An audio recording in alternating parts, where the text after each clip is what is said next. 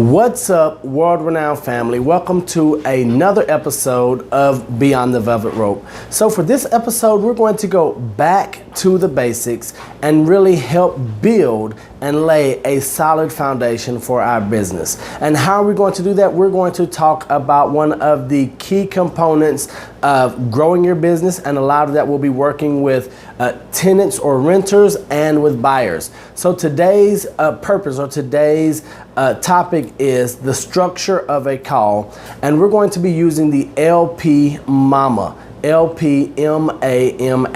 Now, LP Mama, whether you've heard it or not, these are the 6 bits of information that you always want to strive to get or accomplish on every call or with every interaction with a prospective rental or buyer lead. So, what is LP Mama, you may ask?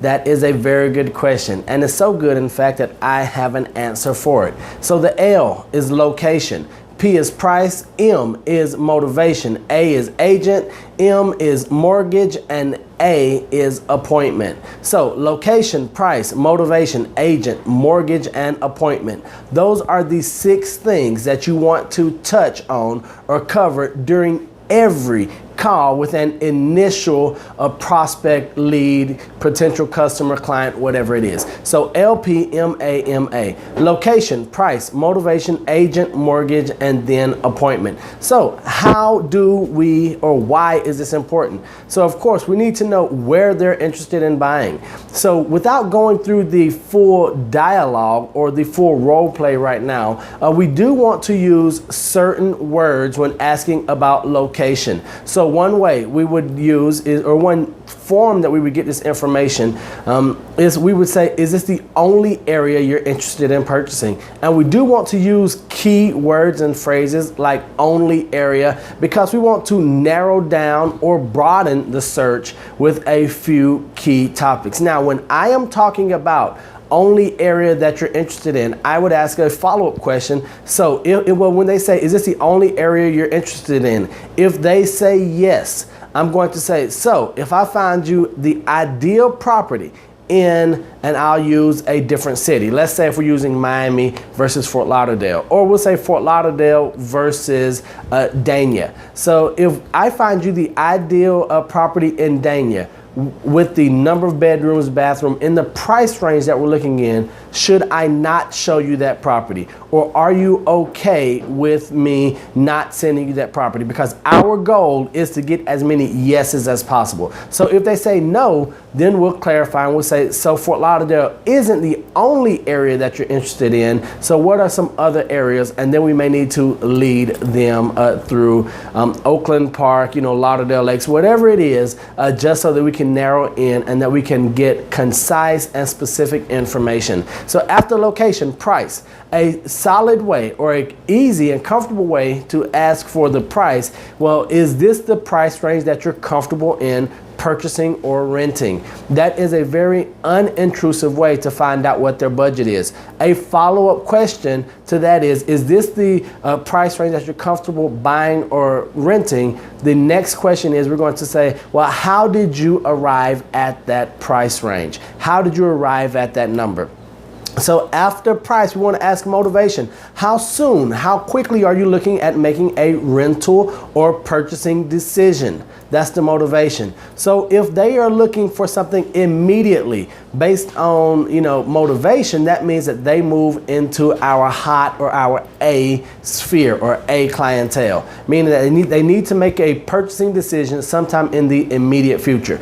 If they are looking in, 4 to 6 months, depending on whether it's a rental or a purchase, that would, affect the time frame and the priority that we gave that lead. And then after motivation, we're going to agent.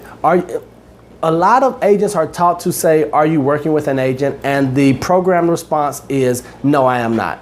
Now, what I do and what I've learned from my coaches to ask is, are you working exclusively with an agent? If they say yes or no, we always want to follow up with additional questions to peel the onion back, because we've heard that buyers are liars, when in essence, we as real estate professionals just simply aren't asking the right questions or phrasing them the right way. So we'll say, are you working exclusively with an agent? And they'll say no. Our follow-up question is, so you haven't signed an exclusive buyer agency agreement with another agent? If they say yes, they have, fine. If they say no, they haven't, boom. Now, so what I would do in addition to my first follow-up question, I will ask, now this is a part of the A for agent. I will ask, so how's the real estate search going so far? And based on their responses, I'll say, well, how are you seeing? How have you seen properties? Are they just online? More times than not, a prospect will say something as, well, I've been to a couple of open houses, or I've seen some online, or I received a list from another agent.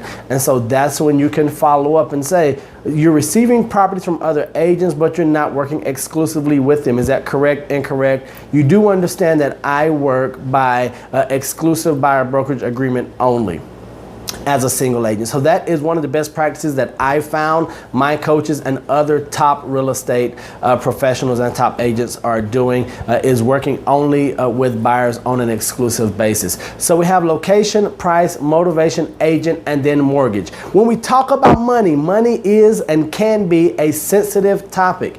An unintrusive way to find out about money or the mortgage is to ask, will you be making this purchase cash, or will this be a cash transaction, or will you be obtaining a mortgage, or will you be needing financing? So there are a number of ways to say it softly and then wait for the response. If they say no, I will be obtaining a loan, we're going to follow up. Another way that we're peeling back the onion, we are going to follow up that with, okay, well, have you already been pre-approved, or do you have a relationship with the lender where you can get pre-approved?